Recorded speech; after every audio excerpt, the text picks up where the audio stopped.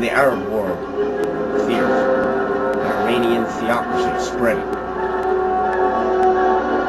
A country that was so fearful that Saddam Hussein, dictator of Iraq, decided to go to war with Iran, with its neighbors. What happens when we pull out? Does not Iran have blood on its hands? You already want to pull out of a country when we have another country to deal with. A country that has the blood of American soldiers on its hands. Would you talk to these people? I submit to you, Senator, that talking to these people would be like talking to Osama bin Laden or like Nev Chamberlain talking to Hitler. There are certain enemies you cannot talk to. They are your enemies.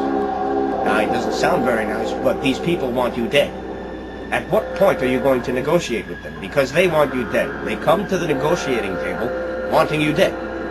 Would you like to negotiate just a finger? Perhaps maybe a hand. Convince them that only from your shoulder down do you want to give them.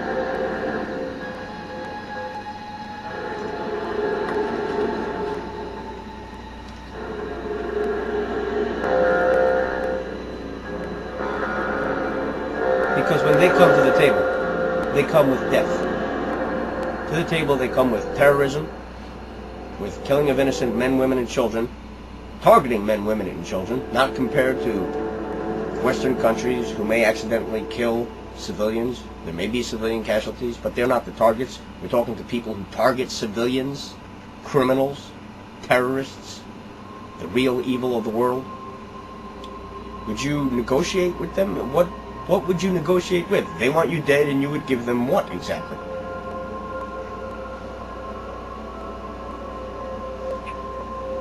I understand your opposition has had 5 different positions on the war. She voted for the war. Then she said if she knew then what she knows now, she wouldn't have voted for the war, though she's not specific as to what it is that she knows now that she didn't know then. She was a senator in the United States.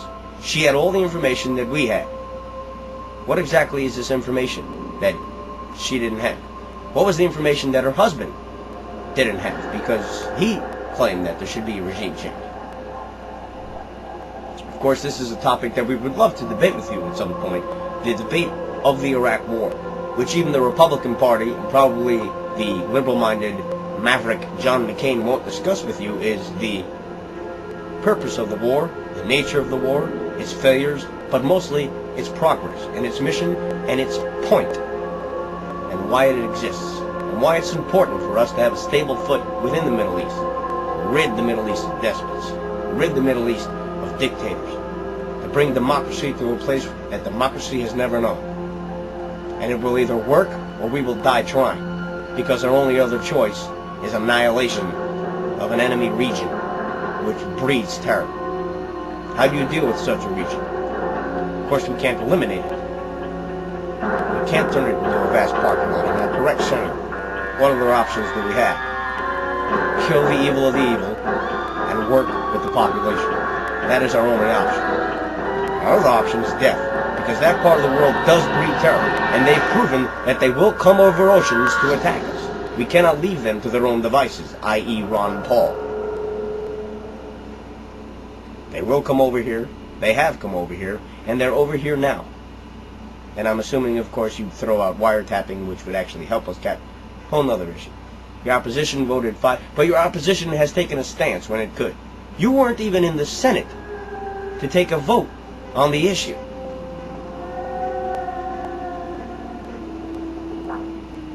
But both of you, Hillary Clinton and yourself, want to end the war in Iraq, or are putting forth rhetoric to end the war in Iraq. It's pretty much a race between the both of you, how you're going to end it, or how fast you will end it, or whether we believe if she will end it or reduce some troops. Because I personally don't think she can. I don't think, maybe she's that stupid to actually end it. You, sir, not to say that you're stupid, but you may actually end the war within 60 or 90 days, and I commend you for your fortitude, but I think it's a wrong decision. But both of you have claimed to want to enter the Iraq war. So on this issue, you are pretty much both the same. So I don't see how it differs within the Democratic Party that you or her become the nominee. And I'm saying this as an outsider. I'm not a Democrat. I don't plan on voting for you, but I'm asking you, as a member of the Democratic Party, Why would I vote for either you or her? What difference would it make to me? Unless it's inner politics or race and gender politics, it makes no difference to me. Both of you have the same core values, if you have them, on issues. Whereas in the Republican Party, at least, there was a mass difference between the candidates.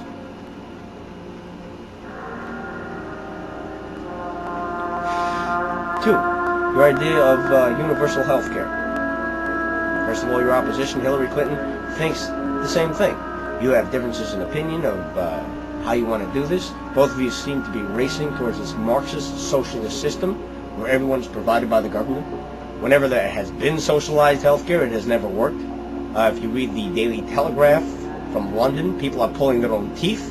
In Canada, people are waiting online. Government doctors are telling people which doctors they can go to, which doctors they can't go to, what doctors who work for the government deem as an important necessity for your health. If you're a smoker, you're fucked. If you're not on a good diet, you're fucked. All due respect, sir. Pretty much asking for another huge government program. A huge government program with endless rosters of endless people. Have you been to the DMV Center? Now this is something we need and is necessary. But it's a mess. It's an absolute disaster. And the solution that people have come up with, like in New York, is to try to make illegal aliens legal. Which is like trying to make crime not a crime. It's ridiculous. It's a problem. The DMV is huge. There are lots of names to deal with. Lots and lots of people. And you plan on doing this to our medical establishment, which is motivated by profit, which is motivated by an urge and a desire to make wealth, which keeps them in the business? You want to take away the profit motive by saying they have to see patients because it is now their duty, because they work for the government, to see certain people and not see certain other people? Why should they go to school?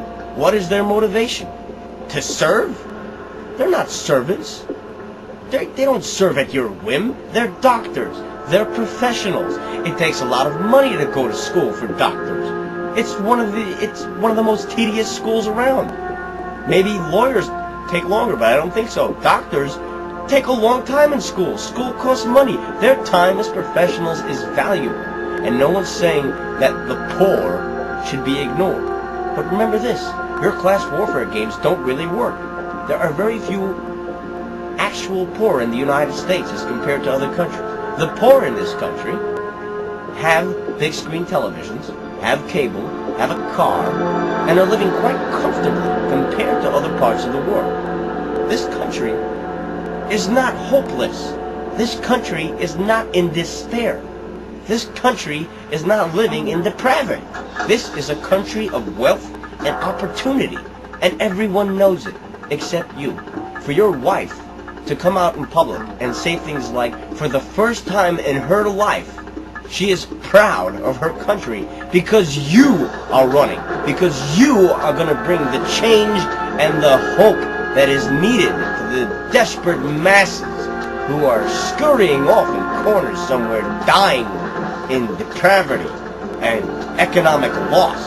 Because you are the great hope, because you are a running contender for the nomination of the Democratic ticket to run for president, and if you win, you will be president of the United States. She thinks that now this is her first time that she is proud of her country. She's not proud of World War II, of us spending enormous blood on each battle, the enormity of each battle, the mosquitoes, the bites, the death, the unbounding heroism of our soldiers in World War II. Just her history. I understand she wasn't alive at that time. The founding fathers, the Constitution, the people who understood that we are not bound to a theocracy. We are bound to ourselves and to our labor. As unfair as you think labor is. Because you and Hillary think that health care is a right, because it's important. Why isn't food a right? Should people starve? Why isn't shelter a right? The reason why it's not a right is because in this country, we believe in labor. We believe that